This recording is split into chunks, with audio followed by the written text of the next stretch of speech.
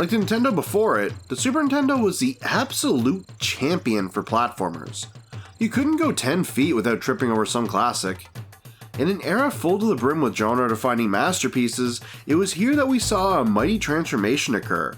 Enter Rare, or Rareware at this particular period in time, a company that could only be known as an LJN developer underwent a change so drastic that you'll forgive them for randomly adding ware to their name. It's not shareware or software, it's Rareware. Somehow shedding all of their LJN nature and harnessing some of that Battletoads magic led them to becoming a leading developer on Nintendo platforms for 2 whole generations. Via whatever spell they placed on Shigeru Miyamoto, they were granted the opportunity to create the game we are here to talk about today, Donkey Kong Country. While Donkey Kong appeared before as the original nemesis to the now industry-leading Mario, he never really got a chance in the limelight himself. With its then revolutionary visuals and sound coupled with trademark Super Nintendo platforming, Donkey Kong Country was a big hit, but has it remained so after all this time? Was the gorilla built for running and jumping, or should he have stayed capturing princesses? Despite being a princess chaser myself, it's time to stay objective. Let's barrel on in and find out the truth, eh?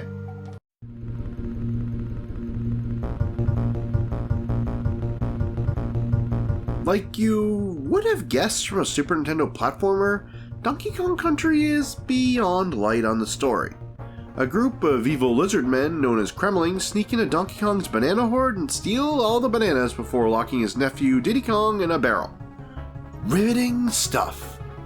While I poke fun at the fact that its story is as deep as the back of the box marketing blurb, it is something to be expected from the time period, as what mattered most back then, and today when it comes to platformers typically, isn't story, but gameplay. Thankfully, gameplay is a space where Donkey feels right at home. As mentioned, Donkey Kong Country is a platformer, meaning you'll be running from left to right on a quest to make it to the end of the stage. On your way to the end, you'll be controlling either DK or Diddy, jumping on baddies, hopping over bottomless pits, and collecting bananas and letters to spice things up. The Kremlings in Jungle Life come in all kinds of shapes and sizes, which does affect the way you approach them. While your average beaver is easily defeated by your above-average Kong, enemies such as the Tubby Clump, the menacing Crusher, and the unassuming Armadillo require a heftier touch. While it may seem simple, they are all fun to see and fun to defeat. This means that Diddy is a low-tier pick compared to Donkey Kong, and you may want to not play as him in some instances. Well, never fear, as you can swap them out at any time. Like you'd expect, having both Kongs together acts as Super Mushroom from Mario. Getting hit will cause a team leader to take off, and getting hit again will end in your demise. It's a fun way of handling your life, and having a tag team duo adds a bit of charm to something that would be basic in any other game. One other addition to the basic gameplay are barrels, which come in 3 different forms. As you meander about the stages, you'll find barrels just sitting there. These can be used as projectiles that defeat any annoying enemies, such as the otherwise invincible zingers, or used to open up secrets in the environment. More on them later. You'll also find barrels with the letters DK on it that contain your extra Kong in the chance you are missing them, so keep an eye out. In other stages, you'll find barrels that you can jump inside. These barrels act as cannons that send Donkey and Diddy flying about, offering a different form of challenge, one that relies on split timing as you careen over a bottomless pit. Barrels even act as a checkpoint with the star barrels. You'll be craving these things in the tougher stages. All forms of barrels are enjoyable and add some unique identity to the game. Whenever I think of barrels in games, Donkey Kong is the first thing to pop into my head. Now let's talk about the basic feel and flow of the game, as it's much different than say Mario is. Where Mario's handling is looser, Donkey Kong's is all about precision. Donkey and Diddy don't really have any lasting momentum after you stop moving like Mario does, making things a lot less slippery, but they instead have tighter jumps and more advanced movement options. Other than barrels, Donkey and Diddy have an attack all of their own. Donkey's roll and Diddy's cartwheel. And this attack can be used to take out enemies as well as perform a special jump. If you roll off a ledge and jump at the right time, you'll be propelled further forward than a standard jump. Combine this with various level gimmicks such as pursuing enemies, flickering lights, full water levels that change jumping for complete freedom with swimming, or even ice levels, and you have a more technical and challenging, but modest, gameplay loop. A gameplay loop that stands apart from Mario and earns its own stripes, as it is a blast to play, even to this day. That being said, there isn't much extra to the game as there are no collectibles to speak of. Most stages have secrets, as previously mentioned, but said secrets only offer bananas, the rare Kong letter, the just as rare life balloon, or an animal token. Bananas act as coins, so getting 100 will offer another life, and the life balloons are just that, balloons that give you an extra life. The Kong letters are in each stage and literally just spell out Kong, acting as a sort of progression marker for the stage. When you find the G, you know that there isn't usually too much left to go before you are free. Collecting all 4 letters in a stage grants you a life, which is nice but doesn't do anything aside from that. The animal tokens just bring you to a bonus stage when you collect 3 of a kind, and said bonus stages are just opportunities for more lives. They are helpful, sure, but they are pace annihilating and they always drop you back further than you'd like them to. I usually just avoid them on replays unless needed. The game is also quite short, much shorter than Mario World, so combined with the lack of any extra content, makes for a game light on playtime, but it's still damn well made.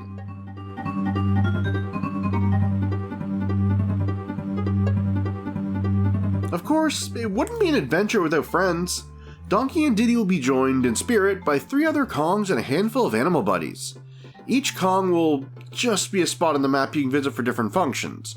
Cranky Kong offering hints on secrets and stages, Monkey Kong offering you a chance to go to other worlds, and Candy Kong letting you save the game. They are all well and good, adding some life and charm to the adventure, but they are second fiddle to the animal buddies as they actually affect gameplay. Each animal buddy is different and each serves a different purpose. For example, Winky the Frog can jump high, and Rambi the Rhino is pretty much unstoppable as he just has to run into things.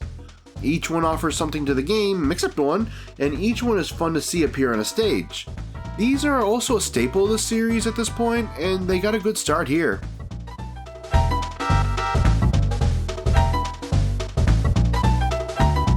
While this may not be as impressive for a console like the Super Nintendo, Donkey Kong Country 1000% holds up visually. It used a very unique visual style, taking 3D models and turning them into sprites, and it is a joy to look at. The lively animations, the gorgeous and varied backgrounds, and the fun enemies.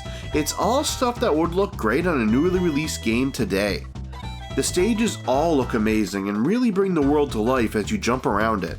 From jungles, to caves, to mysterious coral reefs, to really fucking annoying ice stages, the game just oozes quality and looks as good as you can pretty much get on the Super Nintendo.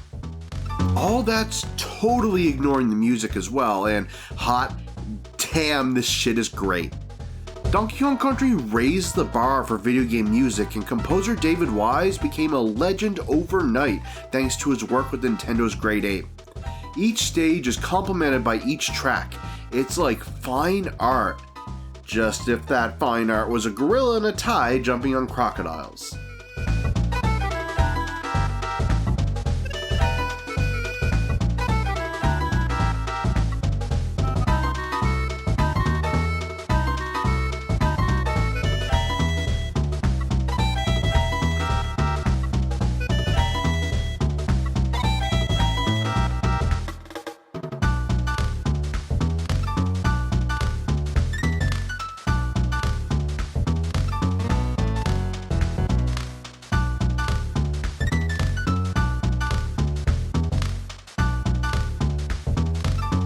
With Donkey Kong's Banana Horde back where it belongs, we are left with a fantastic platformer from an era overflowing with them.